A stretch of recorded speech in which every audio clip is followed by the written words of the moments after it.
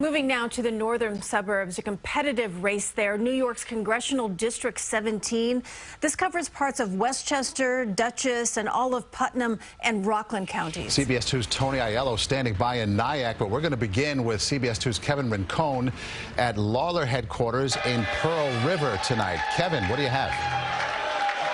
Well, Maurice and Christine, we hear the occasional round of applause, some high fives, and that's because we're seeing the numbers trickle underneath some of the TVs behind us. And what those numbers are showing is a very substantial lead at the moment for Assembly Member Mike Lawler, the first-term Assembly member, the freshman in the State Assembly, is looking to be a five-term incumbent. That's not an easy thing to do, and one of the reasons that this is happening is because there are several things in play this year.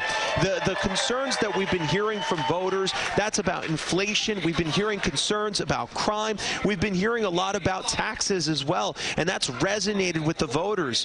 Lawler, well, he told me part of his message has been this need for change. I won early voting in Rockland County. Again, 2-to-1 Democratic county. It speaks volumes to where the public is and the electorate. They want change. They're tired of one-party rule. Democrats have failed with the policies that have been enacted when it comes to the economy, when it comes to crime, when it comes to energy, when it comes to immigration.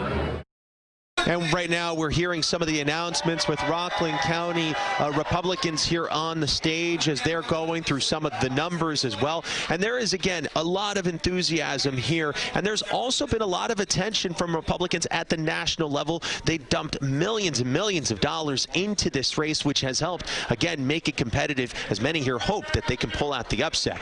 We're live in Pearl River. Kevin Rincon, CBS 2 News. Kevin, thank you. Our team coverage moves now to Maloney's headquarters. CBS 2's Tony Aiello, live in Nyack in Rockland County. Tony, what's the latest there? KJ, Sean Patrick Maloney may be joining this party by Zoom.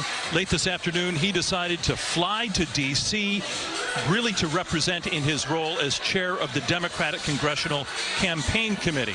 It's clear from looking at the numbers, this is all going to come down to the results in Westchester County, which is notoriously slow in reporting on election night. This race is tight. Democrats citing the millions of dollars in attack ads aimed at Sean Patrick Maloney, painting him as a tax and spend liberal.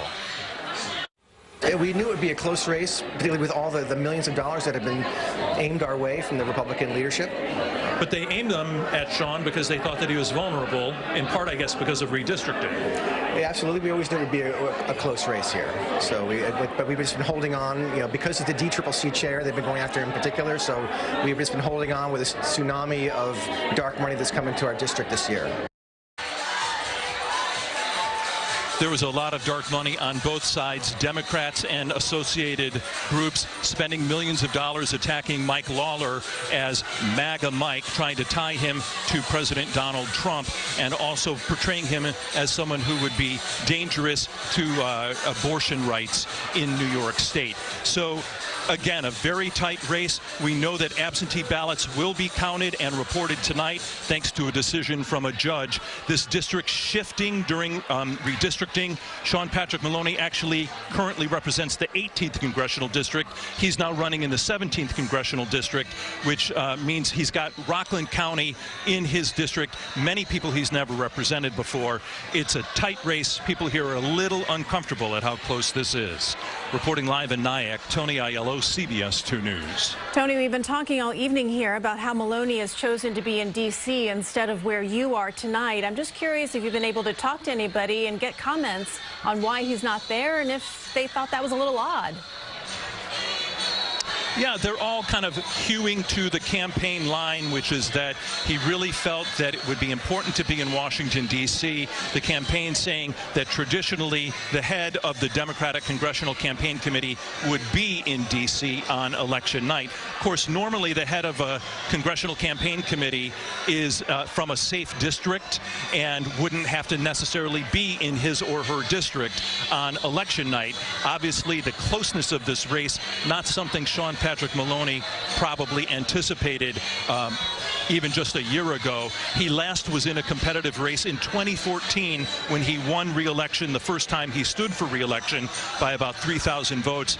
Christine and Maurice, ever since then, he's been winning by 10, 20, 30,000 votes. Pretty much a walk in the park until tonight. Yeah, making for an uncomfortable situation there, an interesting one, too. Tony, thanks so much. Thank you, Tony.